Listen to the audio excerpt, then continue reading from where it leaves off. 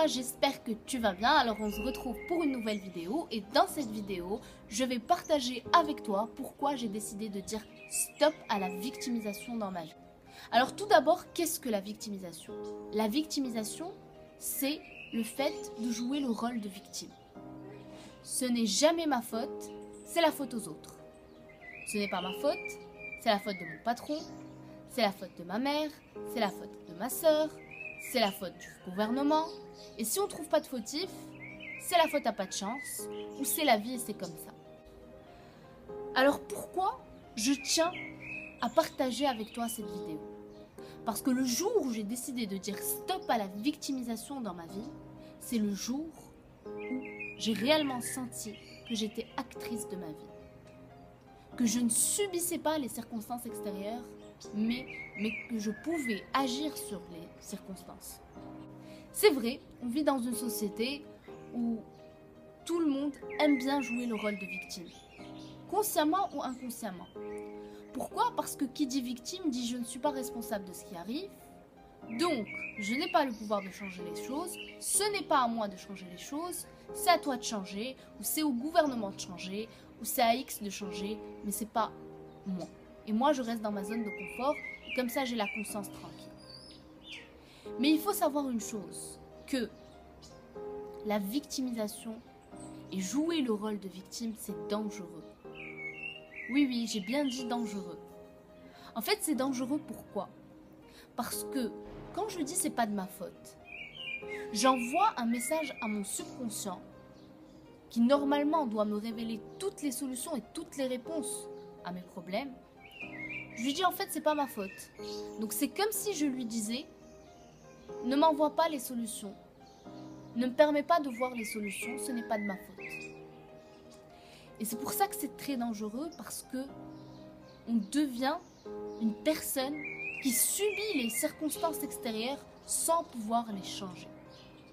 Tu vas sûrement me dire, ok Hib, je peux être responsable de plein de choses dans ma vie, mais il y a des choses dont je ne suis pas responsable. Par exemple la maladie, je ne suis pas responsable de ma maladie, je ne suis pas responsable d'un accident, je ne suis pas responsable de la faillite de mon entreprise.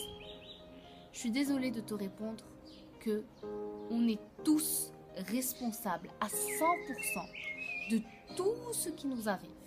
Même la maladie par exemple. On prend l'exemple de la maladie. On pense tous que la maladie, on n'en est pas responsable. Mais on est responsable de la maladie.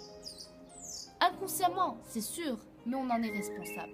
Par exemple, par une mauvaise hygiène de vie, en ressentant beaucoup de rancune, beaucoup de colère, beaucoup de stress.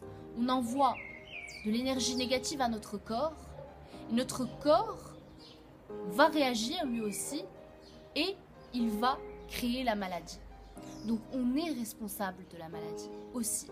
Comme on est responsable d'un accident, comme on est responsable d'une faillite, d'un échec. Et en te disant qu'on est responsable d'une maladie ou d'un échec ou de quoi que ce soit, écoute-moi bien, je ne suis pas en train de te dire que tu es coupable, qu'on est coupable de ce qui nous arrive. Mais je dis bien responsable. Et quand je dis je suis responsable de ce qui m'arrive, c'est que j'ai les capacités en moi et j'ai les ressources en moi pour changer les choses. Donc quand je dis je suis responsable, j'envoie à mon subconscient l'ordre de me donner les solutions. Et c'est comme ça que je peux changer les choses. En fait, il faut savoir que le jour où je commence à dire je suis responsable de ce qui m'arrive, je ne suis plus en position de victime et je ne suis plus en train de subir les circonstances extérieures, mais je peux agir sur ces circonstances.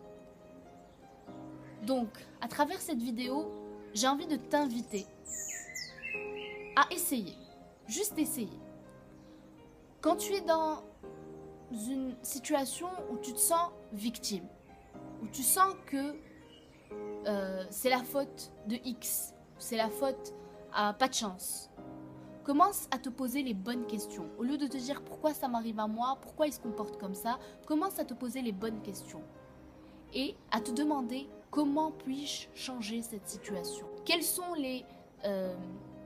réponses que je dois connaître pour dépasser cette mauvaise passe. Et tu vas voir que ce n'est pas en un claquement de doigts que tu vas commencer à avoir les réponses, mais si tu t'entraînes jour après jour à te poser les bonnes questions et à savoir que consciemment, je suis responsable de ce qui m'arrive, tu vas commencer à pouvoir changer les choses. Voilà, alors j'espère que cette vidéo t'a plu et on se retrouve très bientôt pour une nouvelle vidéo. Ciao, ciao!